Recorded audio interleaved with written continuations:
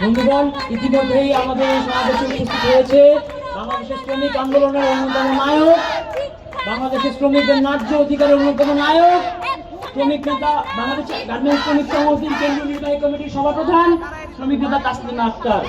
বন্ধুগণ, আমরা বাংলাদেশে যে ইতিমধ্যে ছাত্রনেতা সাইদুর রহমান বললেন যে আমাদের যে সভাপতিরা বাবা যখন হচ্ছিল অসুস্থ হয়, তাকে ঢাকা নিয়ে যাওয়ার সময় সে মাঝখানে হচ্ছিল ইন্তেকাল করেন।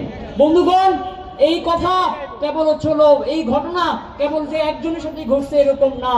আমরা যদি তাকাই, গত দুই এক মাস আগেও আমাদের বর্তমান জেলা কমিটির সহসাধারণ সম্পাদক ছাত্রনেতা ইউসা ইসলামের আম্মু যখন হেলথ রিসোর্টে চিকিৎসাধীন অবস্থায় ছিল, তখন তার যখন হচ্ছিল ব্লাড তাকে দেওয়া লাগবে, তাকে ব্লাড দেওয়ার জন্য আইসিইউ দরকার ছিল। কিন্তু ভাগ্যের কি নির্মম পরিহাস, এই নারায়ণগঞ্জে একটা আইসিইউ বেডও নাই। নারায়ণগঞ্জের মানুষ এত ব্যাড ট্যাক্স দেয়, কিন্তু নারায়ণগঞ্জের চিকিৎসা নেওয়ার জন্য মানুষকে যাওয়া লাগে ঢাকা, আর ঢাকা গিয়ে মানুষকে রেগুলার বেসিসে ভোগান্তি পোহাতে হয়।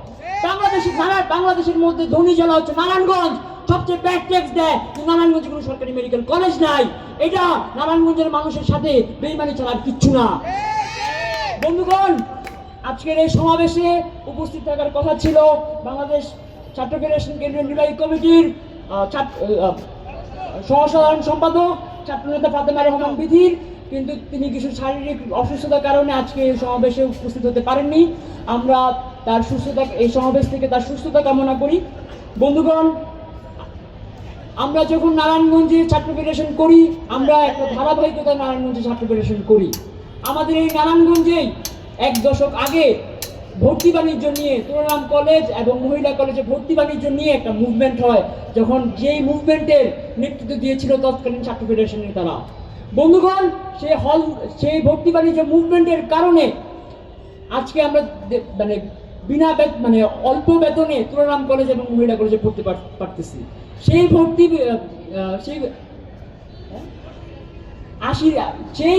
মুভমেন্টের কারণে আজকে হচ্ছে হলো মহিলা কলেজে 80টা সিট এবং 60 টাকা হচ্ছে হলো বেতন। বন্ধুগণ, এখন আমাদের এই সমাবেশের এই মুহূর্তে বক্তব্য প্রদান করবে সেই মুভমেন্টের নায়ক, সেই মুভমেন্টের অন্যতম নায়ক, এবং গত 10 বছরে নারায়ণগঞ্জ যতগুলো ফ্যাসিবাদ বিরোধী মুভমেন্ট হয়েছে, তার রাজপথের লড়াকু যোদ্ধা, গণসংহতি আন্দোলন নারায়ণগঞ্জ মহানগরের নির্বাহী সমন্বয়কারী জননেতা পপিলানী সরকার।